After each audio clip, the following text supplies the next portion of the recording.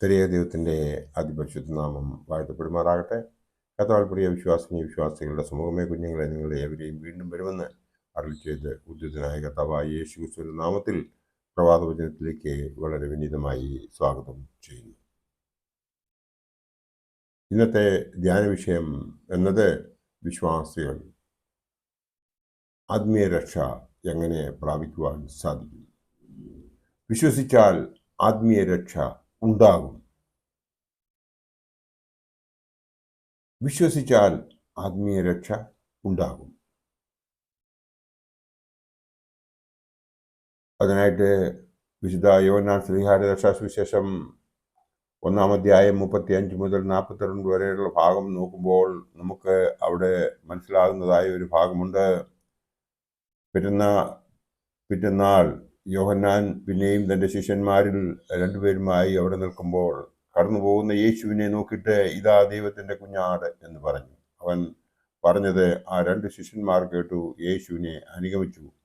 യേശു തിരിഞ്ഞു, അവർ പിന്നാലെ വരുന്നത് കണ്ട് അവരോട്, നിങ്ങൾ എന്ത് അന്വേഷിക്കുന്നു എന്ന് ചോദിച്ചു. അവർ റബി എന്ന് വെച്ചാൽ ഗുരു, നീ എവിടെ പാർക്കുന്നു എന്ന് ചോദിച്ചു.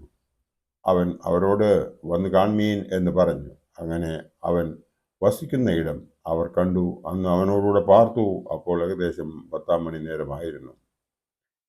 യോഹന്നാൻ പറഞ്ഞത് കേട്ട് അവനെ അനുഗമിച്ച രണ്ടുപേരിൽ ഒരുത്തൻ ശിമോൻ പത്രോസിന്റെ സഹോദരനായ അന്ത്രയോസ് ആയിരുന്നു. അവൻ തൻ്റെ സഹോദരനായ ശിമോനെ ആദ്യം കണ്ടു. അവനോട്, ഞങ്ങൾ മിശിഹായെ എന്ന് വെച്ചാൽ ക്രിസ്തുവെ കണ്ടെത്തിയിരിക്കുന്നു എന്ന് പറഞ്ഞു. അവനെ യേശുവിൻ്റെ അടുക്കൽ കൊണ്ടുവന്നു. യേശു അവനെ നോക്കി, നീ യോഹന്നാന്റെ പുത്രനായ ശിമോനാകുന്നു, നിനക്ക് കേഫ എന്ന് പേരാകും എന്ന് പറഞ്ഞു. അത് പത്രോസ് എന്ന് ആകുന്നു. ഇവിടെ നാം കാണുന്നത് സ്നാപക യോഹന്നാനെയാണ്. അദ്ദേഹം തൻ്റെ ശിഷ്യന്മാരിൽ രണ്ടുപേരുമായി അവിടെ നിൽക്കുകയായിരുന്നു. അപ്പോൾ യേശു കടന്നു പോകുന്നത് അവൻ കണ്ടു. ഇതാ ദൈവത്തിൻ്റെ കുഞ്ഞാട് എന്ന് അവൻ പറഞ്ഞു. അവൻ പറഞ്ഞത് കേട്ട് ആ രണ്ട് ശിഷ്യന്മാർ യേശുവിനെ അനുഗമിച്ചു.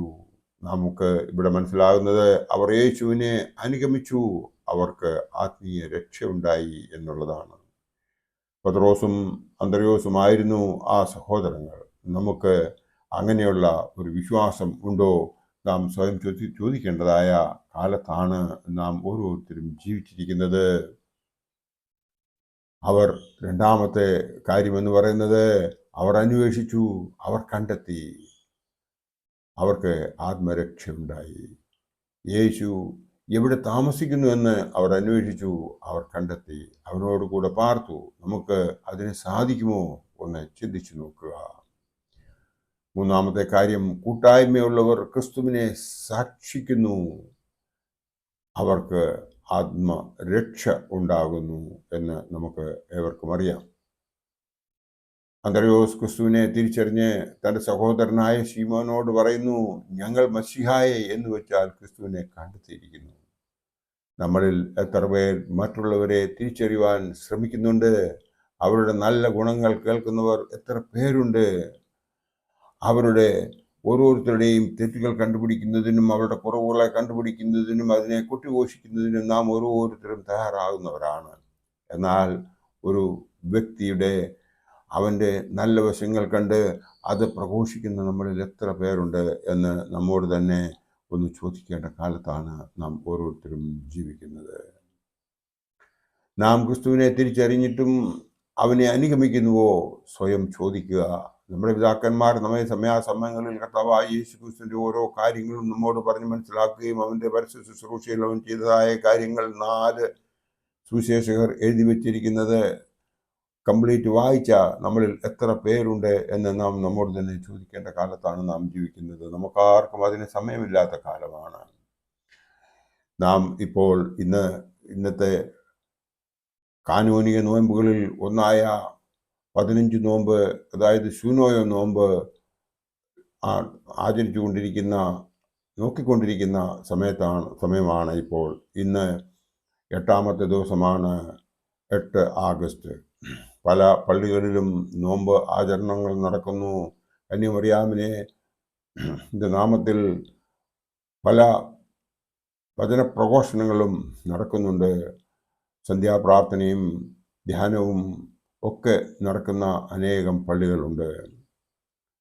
അതിനൊന്നിനും പോകാൻ സമയമില്ല എങ്കിൽ നാം ചെയ്യേണ്ടതായ ഒരു കാര്യമുണ്ട്. സ്വയം വീട്ടിലിരുന്ന് ആ കന്യമറിയാമിൻ്റെ മധ്യസ്ഥതയിൽ കർത്താവായ യേശു ക്രിസ്തുവിനോട് അപേക്ഷിച്ചു കഴിഞ്ഞാൽ ഒരു കാരണവശാലും നമുക്ക് അനുഗ്രഹം ലഭിക്കാതിരിക്കുകയില്ല. നമ്മൾ വിശ്വസിച്ചാൽ ആത്മീയ രക്ഷ നമുക്കുണ്ടാകും എന്നുള്ളതിന് യാതൊരു സംശയവുമില്ല. അതിനായി നാം മനസ്സിലാക്കേണ്ടതൊന്ന് മാത്രമേ ഉള്ളൂ. നാം ക്രിസ്തുവിനെ തിരിച്ചറിയുക, അവനെ അനുഗമിക്കുക. അതാണ് നാം ചെയ്യേണ്ടത്.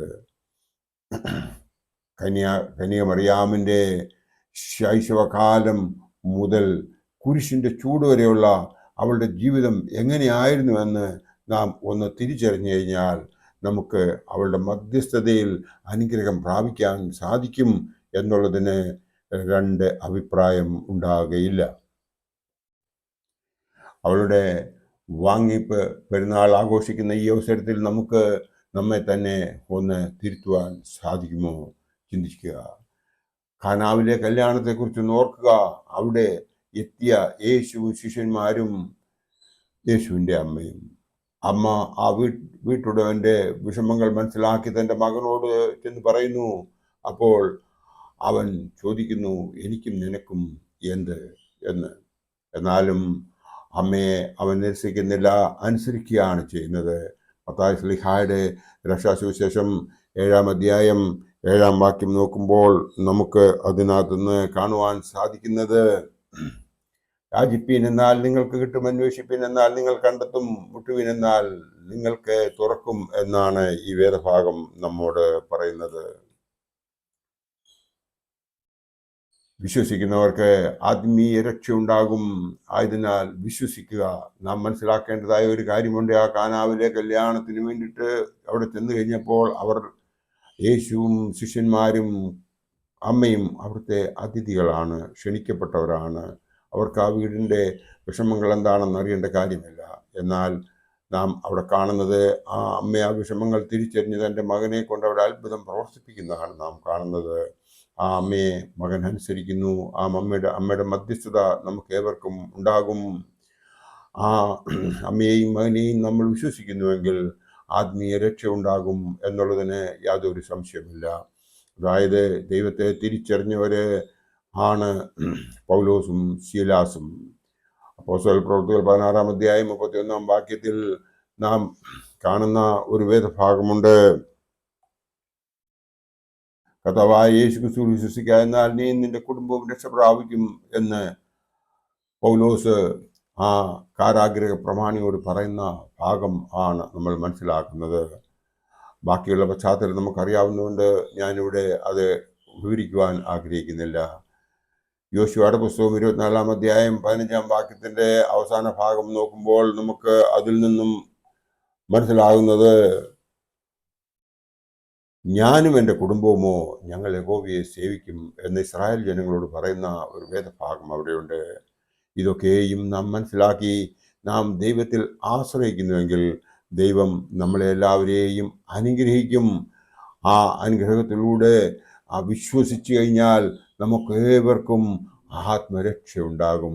വിശ്വാസമാണ് ഈ ലോകത്തിലെ ഏറ്റവും വലിയ സംഗതി. വിശ്വാസം എന്നതോ ആശിക്കുന്നതിൻ്റെ ഉറപ്പും കാണാത്ത കാര്യങ്ങളുടെ നിശ്ചയമാകുന്നു. അത് നാം കൃത്യമായി വിശ്വസിക്കുന്നുവെങ്കിൽ ദൈവം നമ്മളെ അനുഗ്രഹിക്കും. ആ അനുഗ്രഹത്തിനായി നമുക്ക് ഏവർക്കും ഒരുമിച്ച് പ്രാർത്ഥിക്കാം. ദൈവം നമ്മളെ എല്ലാവരെയും അനുഗ്രഹിക്കട്ടെ. എൻ്റെ വാക്കുകൾ ഉപസംഹരിക്കട്ടെ. നന്ദി, നമസ്കാരം.